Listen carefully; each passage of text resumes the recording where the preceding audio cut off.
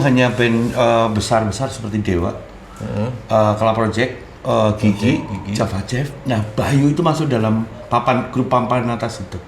Padahal dia baru merilis satu album lagi. Iya, dan yang itu memang udah. menjadi banyak band-band yang lain ya pasti iri lah, hopeless juga. Saya lalu memutuskan untuk kembali ke Jogja untuk meneruskan studi ke magister hukum di UII. S2-nya. Lalu malah disitulah aku ketemu Shalom Seven.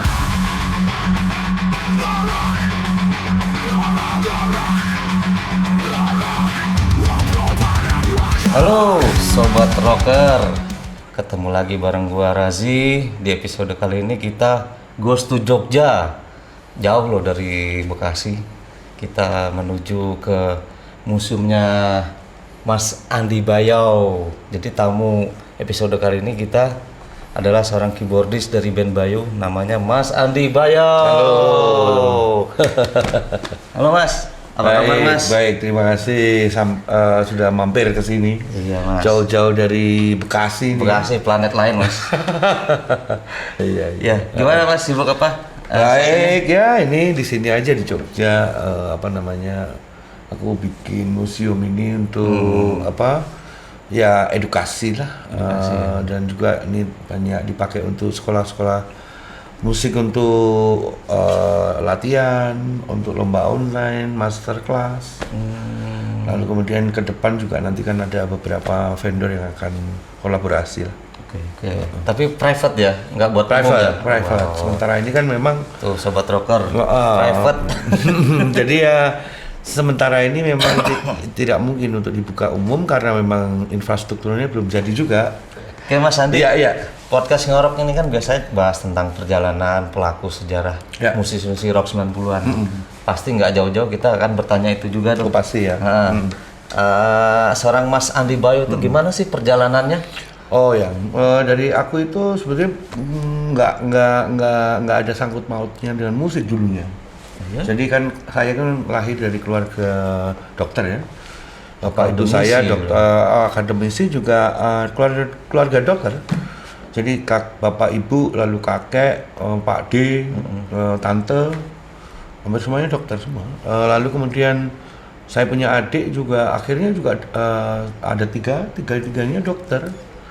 Dan saya satu-satunya domba yang hilang, yang saya bilang tersesat di negara Batavia. Tapi sekarang kan jadi dokter musik. Oh iya. Jadi memang sebelum itu, lalu kemudian saya sempat jadi atlet bulu tangkis dan itu memang cita-cita saya sebelumnya. Jadi menjadi juara dunia bulu tangkis itu. Saya juga waktu itu ingin untuk sekolah ke khusus atlet di Jakarta di Ragunan. Nah, itu saya intinya keluarga tidak mendukung. Nah, disitulah aku terjadi seperti kayak galau lah kalau anak sekarang ya. Sama frustasi lalu kemudian menjadi liar. Nah, itulah pada saat persimpangan itu untungnya aku juga tidak lama, tapi memang disitulah aku menemukan menyukai musik itu setelah ada jadi kita kan tergabung dalam anak nongkrong lah ya. Anak nongkrong ini ada suatu nama lah ya, kita sebut aja nama ininya tuh sebuah seperti kalau sekarang geng motor geng gitu. Motor 80-an 80-an. Tapi terus kita membentuk band nih. Oke. Karena pada saat aku lulus SMP itu dihadiahkan bapakku itu satu perangkat alat musik untuk bermain band lengkap dengan sound systemnya. Tapi karena aku belum bisa main musik, makanya aku jadi penyanyi. Di situ vokalis. Jadi tapi memang lagu-lagu kayak Rolling Stone gitu. Nah, begitu setelah itu aku masuk SMA Bosa ini. Nah, di situ band SMA-nya Bosa itu yang keluar itu posisinya yang kosong itu keyboardis. Dari situ aku didapuk menjadi keyboardis.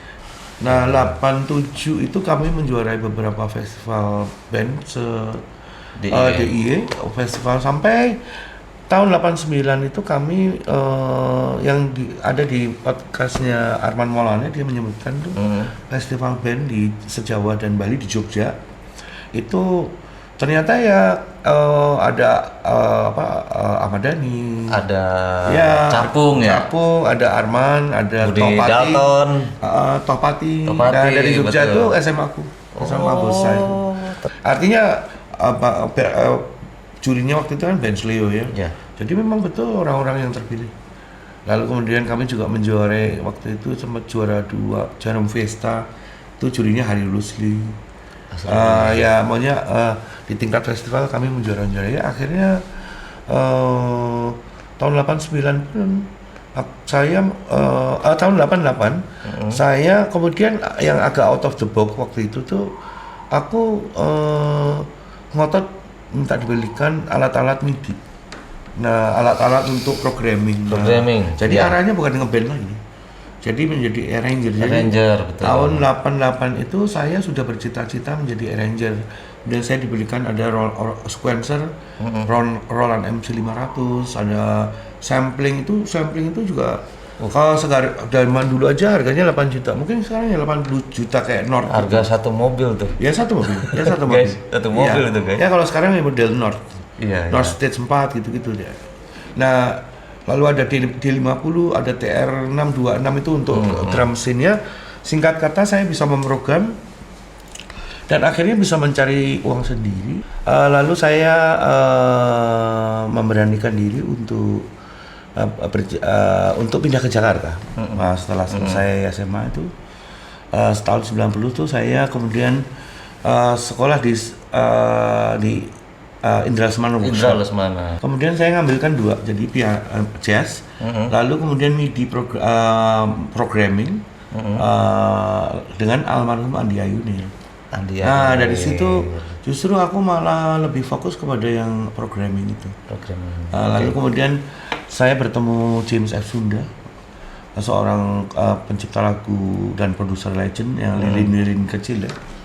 Nah dari situ kemudian dia tiba-tiba itu ada job untuk bikin management untuk Rita Sugiarto untuk main di Malaysia. Rita Sugiarto. Itu Sugianto ya. Sugianto, bukan Sugiarto ya? Sorry. Itu tadi pokoknya kakaknya atau kakaknya Sugianto. Nah itu harus selesai dalam waktu berapa hari gitu. Padahal itu repertoar ada 8 lagu kalau nggak salah. Dan itu aku harus menyelesaikan itu dalam waktu 3 hari. Itu aku nggak tidur tuh. 3 hari? Ya dalam waktu 3, artinya sangat mepet lah. Sampai akhirnya karena waktunya sudah sangat mepet, Mas James itu menjemput minus one-nya itu di kontrakanku. Lalu kemudian kita nganter ke bandara. Ngasih ke penyanyi itu. Nah tapi pada saat itu memang aku menemui beberapa kenyataan bahwa hidup sebagai musisi itu berat sekali. Lalu kemudian saya tahun 91 akhir itu aku memutuskan untuk balik ke Jogja. Terus 92 aku memutuskan untuk kuliah.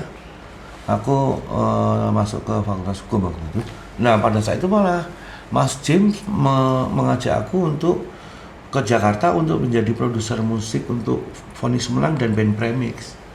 Itu tahun 92. Jadi artinya 92 itu saya sudah menjadi produser musik bareng seorang produser legend James F. Sunda. Lalu kemudian berlanjut kepada Mas Muciono. Lagu saya pun juga di Foni Sumelang itu juga lagu saya masuk dalam best cut. Zaman dulu kaset itu kan ada 3 lagu yang menjadi andalan tuh. Lagu saya judulnya aku lupa ya judulnya ya, tapi itu menjadi best cut gitu. Artinya 3 terbaik di album itu. Nah kemudian Mus Mujiono tambah menjadi lagu jagoannya, judulnya Maafkan, lalu kemudian menjadi judul album Abadinya Cinta. Nah dari situ tuh Abadinya Cinta. Jadi dari situ pun juga cepat sekali. Saya 90 ke Jakarta, 92 udah jadi produser musik. Iya. Istilahnya orang kan perlu beberapa tahun dulu. Dan memang keberuntungannya adalah langsung bertemu dengan orang-orang yang pada saat itu memang di dalam industri itu disegani. Nah akhirnya aku tidur di studio tuh. Nah dari Triple M, Kings, lalu sampailah saya kan juga session ya. Session player, kemudian aku Pokoknya disuruh ngisi keyboard di studio Musikani. Nah di situ ada Rumi Aziz. Mas Rumi Aziz itu produsernya band Scat nih. Lalu kemudian band rock skate. Kemudian karena band Scat ini keyboardisnya bakal cabut, aku ditawari mau nggak gantiin pemain keyboardnya Scat. Aku bilang oke aja. Karena Bayu juga kan masih demo, belum tentu tahu betul. Masa depannya. Saya bilang kan oke aja untuk menggantikan pemain keyboard yang lama, karena pemain keyboardnya ini seminggu setelah promo dia memilih untuk kerja gitu. Tidak di dunia musik ya. Jadi sebetulnya saya dinamakan beruntung jelas. Karena pada saat lagu itu booming, itu yang sampai akhirnya kita didapuk sebagai band pendamping Mr. Big di Kuala Lumpur itu, di aku Malaysia. diajak. Dan di situ memang sebelumnya kita juga pernah main di Depok ya, di UI itu, waduh penontonnya itu luar biasa.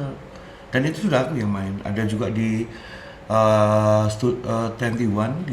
di Ratu Plaza kalau nggak salah ya. Kalau ada di situ tuh seperti saya belajar dengan mereka bahwa menjadi artis itu seperti ini. Lalu istilahnya magang, jadi PKL dulu lah saya. Jadi artis cek ombak dulu.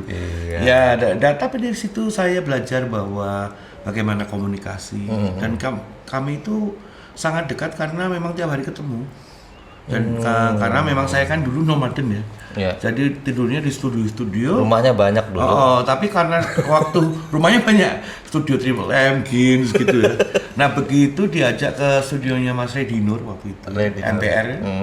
Lalu kemudian pas saat aku diajak ke skate nih ya, pas latihan nih aku tidur situ. Nah kok pas habis latihan tuh ibunya Aldrin kan di rumah Aldrin ya. Makan gitu. Wah ini di sini makan gratis. Wah saya betah. Nggak pulang-pulang. Akhirnya ya aku, Aldrin, vokalisnya Scat, Awili itu kami kemana-mana bareng. Berarti nggak ada kesulitan ya buat adaptasi untuk sangat, malah aku ini menjadi kayak mainannya mereka. Aku itu karena paling kecil ya dan paling lucu. Waduh. Karena kan unyu-unyu. Unyu-unyu. Jadi kadang-kadang kalau pas tour tuh, man loud man gitu. Man semongko. Apa gara-gara dari kampung ya jadi ya? Iya dari kampung emang. Tapi memang karena kita Al itu kan orang Surabaya ya. Terus almarhum Wawan itu kan juga Mojokerto lah, orang Jawa Timur tuh. Jadi kita kayak aku di rumah. Itu yang membuat secara psikis aku itu betah kayak di rumah sendiri. Nah seiring sejalannya waktu, memang beberapa kali waktu yang di Kuala Lumpur itu ada beberapa media yang menayangkan fotoku dengan juga satu frame band. Kalau di edition nggak mungkin dalam satu frame itu. Terus di dalam artikel di tabloid Nyata, aku kan ada semua yang aku simpen. Dia disebut sebagai keyboardist Scat. Lalu kemudian yang nyolok itu di Gadis itu fotoku ya di depan itu disebut keyboardist baru Scat. Itu media loh. Kalau itu salah pasti di revisi. Jadi artinya pada saat itu memang Scat itu memang mengharapkan sekali saya ini memang akhirnya pada saat kita rekaman album kedua katakanlah itu porsiku diberikan lebih. Bahkan ada satu lagu yang harusnya solo gitar itu dikasih solo keyboard tok. Nggak ada solo gitarnya. Jadi solo keyboard tapi ininya gitar. Soulnya. Terus ada satu lagi yang kasih itu lagu ciptaannya Willy sama Aldrini. Itu aku yang dipercaya untuk mengarasnya. Nah sampai segitunya. Nah next kita ketemu Om Willy, kita korek lagi. Oh iya kebetulan ini Om Willy itu baru tak culik ya dari Jakarta kemarin. Tak culik, nah nanti kita sekalian nanti kalau mau podcast silakan. Iya siap. Kita spill nanti. Ya, nah kemudian singkat kata nih, nah pada saat Bayu itu rilis, ternyata lagunya meledak. Yang hanya dirimu itu. Nah akhirnya karena ya tidak enak kan harus memilih itu, akhirnya aku mengundurkan diri. Sempat maksudnya jadi additional aja, additional. Lalu kemudian karena Pak Ian itu pada saat kontrak album kedua Bayo, aku sempat main 2 band gitu. Nah, itu yang nggak menjadi kayak ya saling nggak enak, di Bayo nggak enak, skatenya nggak enak. Nah itu Pak Ian melarang aku untuk main di skate karena nanti takutnya warnanya Bayo masuk ke skate. Nah terus pada saat itu Opik juga kan main di beberapa band, dia ada Dr. X, lalu ada Opi juga. Saya tanya sama Pak Ian, Opik kok boleh Pak? Ya lain, karena kalau kamu itu konseptannya Bayo. Jadi warnanya Bayo itu ditakutkan masuk ke skate. Tapi sebetulnya lahirnya lagu Hanya Dirimu itu sebetulnya itu karena pengaruh skate. Jadi terinspirasi ya. Ya, jadi sebetulnya Bayo itu kan musik-musiknya ya, kalau rock itu kan ya model-model kayak Opik itu kan yang ekstrim lah, Nuno, Justatiani lah, solo-solonya.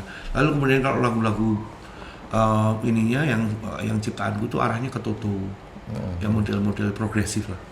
Nah pada saat itu kita sudah rekaman 9 lagu, tapi nggak ada lagu jagoan. Kojonya nggak ada. Nggak ada kojo. Bahasa orang jam dulu kojo. 9 lagu. Jadi akhirnya saya didapuk untuk membuat di Jogja. Kita bagi tugasnya. Opik sama Binsar itu bikin di Jakarta. Lalu kita kumpulin. Nah, lagu Hanya Dirimu itu sempat tidak disukai oleh anak-anak karena memang terlalu pop tuh. Terlalu pop. Karena demonya pada saat itu aku cuma gitar tok, akustik gitu ya. Nah itu yang mereka mungkin belum bisa membayangkan. Aransemen. Ya, aku udah pakai aransemen dengan MIDI ya, tapi kan belum ada gitar yang mungkin terlalu pop. Tapi pada akhirnya karena produser yang menentukan, akhirnya dipilihlah Hanya Dirimu yang akan direkam gitu. Nah karena aransemen udah jadi, udah rapi. Lalu kemudian pas saat take drum itu Uca Hardiono kan drummer ya. Itu ternyata lagi tur sama Ruth Sanaya di Amerika. Waduh. Nah tapi itu bencana yang membawa berkah. Kenapa? Akhirnya kita saya meminta tolong Rere sebagai additional. Dan disitulah ketukan drum lagu Hanya Dirimu itu menjadi gagah. Itu lain ceritanya kalau yang isi drum Mas Uja akan menjadi lebih pop. Nah di lagu itu sentuhan drum Rere itu sangat signifikan. Kenapa? Itu seperti memberi energi rock, ya pop rock ya. Lalu kemudian masuk gitarnya Opik yang sangat rock banget. Enggak, dia Hanya Dirimu itu kebetulan dia itu di lagu itu soundnya malah bluesy. Yang kalau yang kita dengarkan di intro itu nggak rock, dia crunch. Dan baru yang distorsi full terakhir ya. Dan itu memang komposisinya pas banget. Jadi dari musik, lalu kemudian lagu, kemudian vokal juga, karena aku sudah membuat demonya, sehingga Binsar itu bisa latihan terus, dia jogging terus.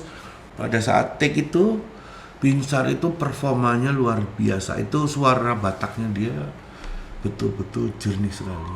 Jadi saya waktu habis take tuh gila, Sar, tumben. Dan habis itu backingnya juga kita hanya di lagu itu lengkap, karena semua datang. Backingnya tuh ada aku, Yoyo, Opik, Binsar. Jadi tebel. Pada saat mixing itu karena harus juga mengejar waktu untuk dibawa ke Australia. Jadi itu langsung kita take, langsung di mixing. Langsung di mixing. Langsung berapa hari kemudian dibawa ke Sydney, ke Studio 301 oleh Mas Iman. Lalu Mas Iman juga berkomentar, wah gila nih, kayak gini nih rekaman. Jadi itu betul-betul kayak dimudahkan. Jadi saya juga nggak menyangka proses penciptaannya juga. Itu juga waktu itu di Villa Satyawati di Kaliurang itu sebetulnya lirik dulu Ada Rasa di Hatiku, karena aku lagi minum kopi sebenarnya. Itu terbersit Ada Rasa di Hatiku, dan memang lagu itu akhirnya menjadi hits gitu. Luar biasa. Nah, Sobat Rocker, Tadi membahas tentang albumnya Bayu yang meledak dengan Hanya Diri. Hanya Dirimu Iya, ya. betul, betul. Itu memang lagu itu memang luar biasa karena begitu saya sendiri sebagai pencipta ya, itu nggak nyangka akan bakalan begitu. Karena waktu kita tahu bahwa lagu itu ibaratnya diterima lah di masyarakat ya, pada saat Bayu itu didapuk atau dimasukkan ke dalam konser yang saat itu baru pertama kali band-band besar itu disatukan dalam satu konser di dalam satu acara, panggung ya. Itu konser emas 50 tahun di Indosiar, dan itu memang ulang tahunnya Indosiar. Dan di situ hanya band besar-besar seperti Dewa, Kala Project, Gigi, Java Jeff. Nah, Bayu itu masuk dalam grup papan atas itu. Padahal dia baru merilis satu album lagi. Iya, dan yang itu lainnya memang udah. menjadi banyak band-band yang lain ya pasti iri lah. Nah, luar biasanya pada saat konser itu band pembukanya itu malah Dewa. Oh, Dewa. Jadi Dewa, itu kita guys. juga nggak nyangka. Dan juga pada saat itu ya maaf ya, tapi ini kan kita bicara masa lalu ya. Masa lalu. Jadi pada saat itu Dewa pun marah itu. Dan waktu GR itu adalah satu manajemen atau siapa tuh Bayu gitu. Nah padahal aku tuh lagi gini, gua mau pick tuh kalau nggak salah ya. Ahmad Dhani tahu tuh. Nah, ya, tapi memang kompetisi pada saat itu kan band begitu ya. ya. Jadi Zaman itu emang ya kayak band- festival lah ya, ambil kayak gitu. Ya. semua band rock rilis tahun itu. Iya, itu ramai sekali. Ramai sekali. Ada Power Slave juga, Power Slave, Protonema, Nugi juga. Lalu, tapi pada saat Bayu yang menjadi band kedua tampil, itu grafiknya menaikkan Dewa. Jadi Dewa naik ya, tapi Bayu itu grafiknya karena pada saat itu langsung digempur dengan lagu yang menurut saya hits. Modern rock gitu sih, kalau misalnya kan Nuno ya model Opik itu kan Opik, ya. Karakternya kayak Nuno itu ada lagu budak tuh dang itu langsung buah itu orang-orang pada joget. Crowd penontonnya ya. Kan bayangin kalau kita konser di outdoor, lagu yang semangat itu kan pasti penonton gitu. Iya. Lalu masuk ke lagu kedua tuh Berikanlah, lalu lagu terakhir itu Hanya Dirimu. Pada saat Hanya Dirimu itu ada aku aransemen, memang aku sempet di belakang itu kita buat untuk berhenti untuk singelong untuk penonton. di situ kita betul-betul tahu mungkin lebih dari 100.000 penonton di Ancol pada saat itu singelong, dan itu aku gemeter. Aku peluk satu-satu teman-teman ya, Opik, Yoyo, Binsar jauh, jadi ya. Oh, Binsar di depan.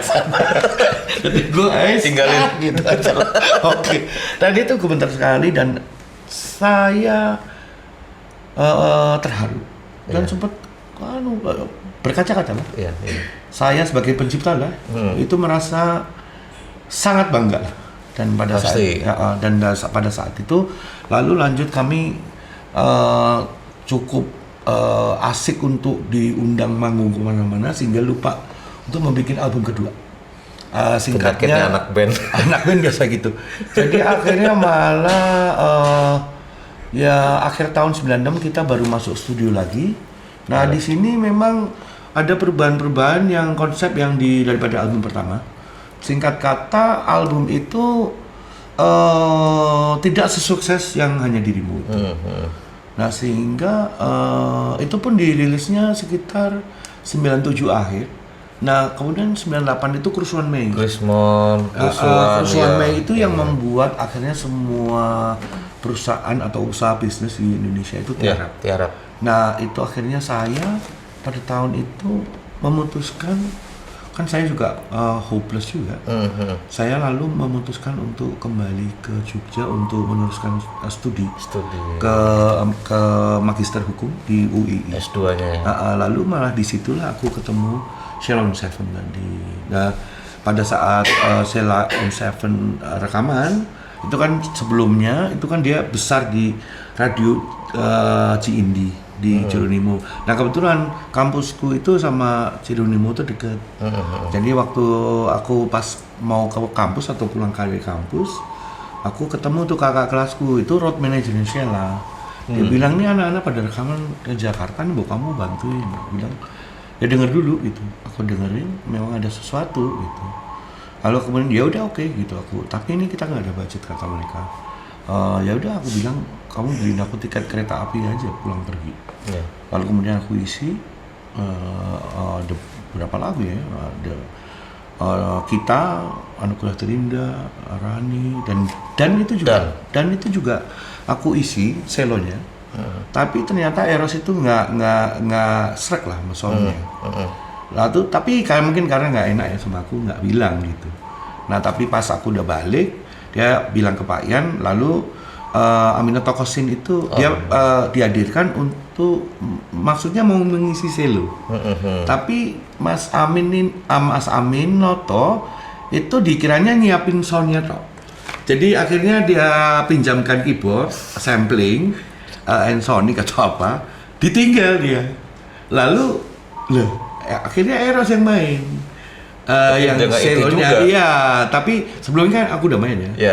Nah, tapi kalau aku bilang, ya mendingan lu ngomong sama aku datang lagi, aku perbaiki. Betul. Tapi kan sudah terlanjur ya.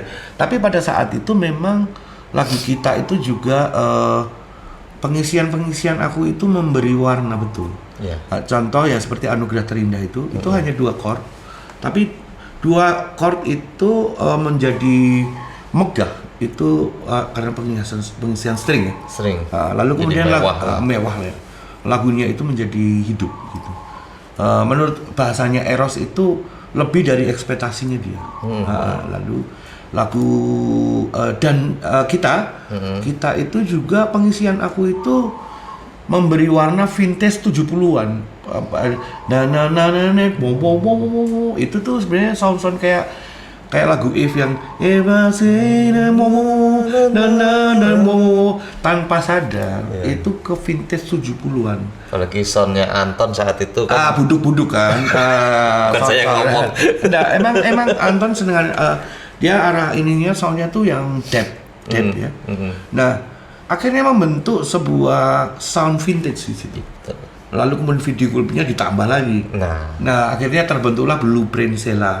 Nah, bahasa Eros juga waktu di acara 25 tahun saya Musical Journey, dia bilang kalau nggak ada Mas Andi pada saat itu ceritanya lain. Ya. Jadi memang nama Sandi ini termasuk yang membuat Blueprint-nya Sheila karena album 1 dan 2 itu adalah standar musiknya Sheila on 7. Nah, dari Sheila on 7 itu kemudian itu kan sekitar tahun 2000 aku membantu sampai live-nya juga. Itu 2 tahun. 98 itu prosesnya, 99 rilis, aku bantu mereka sampai 2000 album kedua. Lalu itu ya. Ya, kemudian aku menjadi musik director untuk AFI, Akademi Fantasi Indonesia. Iya, itu mungkin anak-anak tahun itu. Iya, 2004 ya. 2004. Sebelum itu aku juga di Dapuk Musika untuk menjadi produser musik untuk Iwan Fals di album In Collaboration With. Ya, itu nah namaku itu disejajarkan dengan Hitsmaker. Pada saat itu ada Piu, Ahmad Dhani, Eros Sheila on 7, Kikan Coklat, Pongki Jigustik. Itu Musika pada saat itu tuh memasang iklan itu di Kompas. Itu suatu halaman dan itu namaku ada di deretan situ. Nah, artinya di dalam orang belakang layar saya sudah masuk ke dalam jajaran top line ya. Top line. Nah, dari situ ditambah lagi AFI itu sepertinya disitulah titik di mana nama Andi Bayo itu dikenal oleh masyarakat. AFI saat itu lagi booming banget. Ya, jadi setelah mulai dari belakang layar lalu kembali, akhirnya saya bisa semakin dikenal sebagai orang belakang layar, terutama saat menggarap Kangen Band. Jadi karena dianggap pengalaman di Sheila on 7 itu, aku dipanggil oleh Pak Yusak untuk dipercaya untuk menggarap album kedua Kangen Band. Berarti setelah Hari Tasman ya? Iya betul. Jadi Tasman setelah album pertama. album yang digarap oleh Om Mas Hari, lalu kemudian Mas Hari itu oper kontrak ke Warner. Nah jadi kemudian Warner lah yang menentukan siapa yang akan menggarap. Lalu kemudian Pak Yusak tanya Pak Ian juga itu karena kontakku kan waktu itu udah hilang.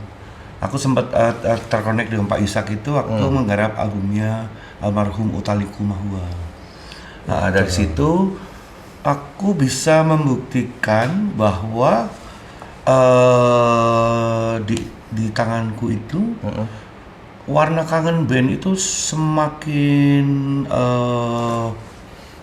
semakin rapi musiknya dan tidak merubah colornya warna Kangen Band itu. Bahkan pada saat itu yang terutama lagu Doi ya, yang itu kan single pertamanya, itu sound gitar pertama itu kan kek gitu. Lalu kemudian di tengah itu yang cukup orang menoleh adalah di bagian interlude aku masukin orang nembang Jawa. Nembang Jawa ya. Nah itu yang agak orang, ada sesuatu yang berubah.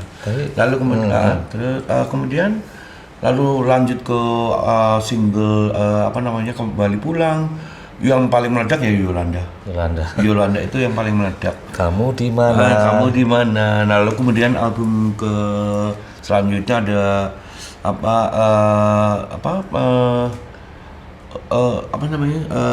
Terbang Bersamaku, lalu Pujaan Hati, ada Nilailah Aku, sampai terakhir yang aku tangani yang sebelum akhirnya mereka pecah ya. Itu yang Jangan Bertengkar Lagi.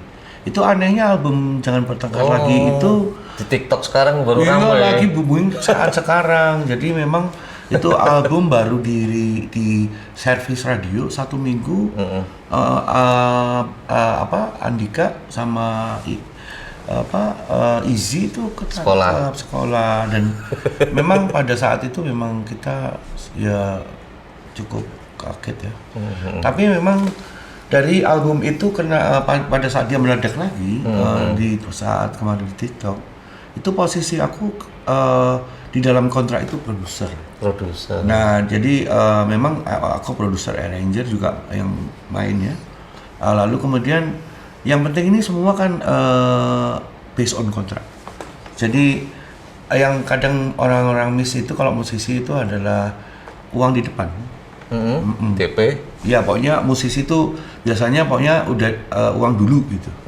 Nah jangan kontrak dulu. Jadi tuh, edukasi tuh sobat rocker. Jadi semua akan berpatokan kepada perjanjian itu. Kan semua harus jelas posisinya apa.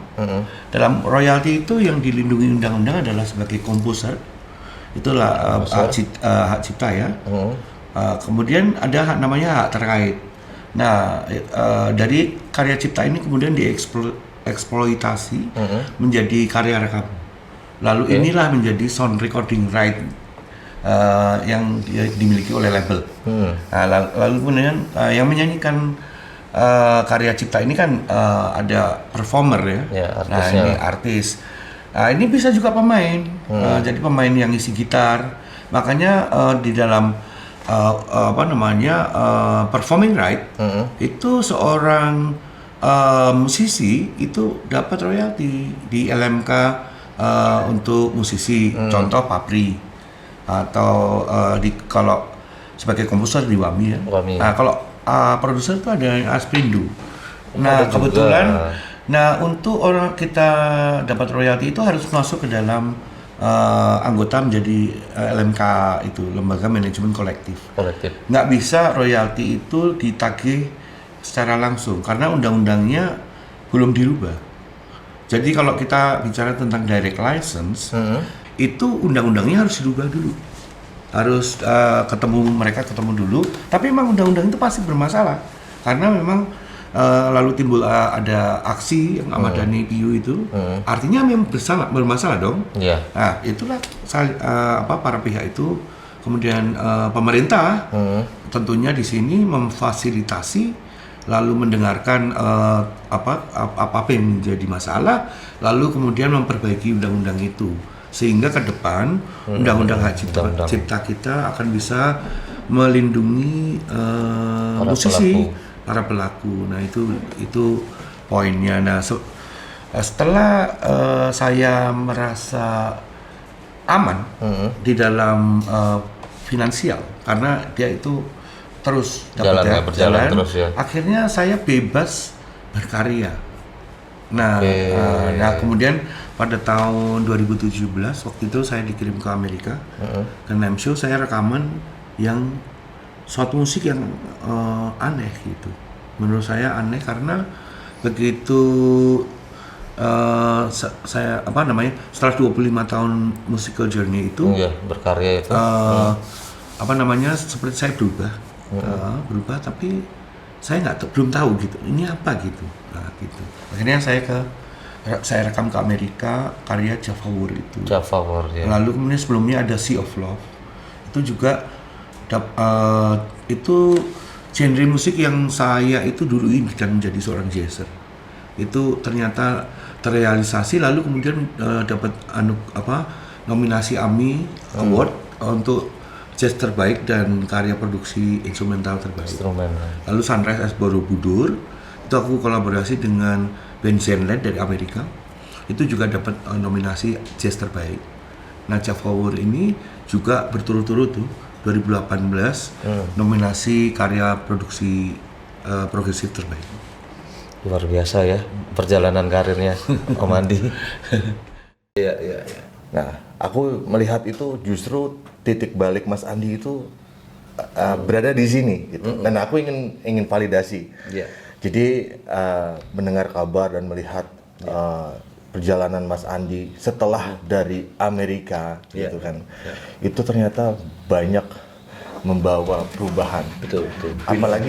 Apalagi aku ya sebagai seorang yang bergiat di bidang sejarah, aku melihat Mas Andi ini bukan sebatas musisi,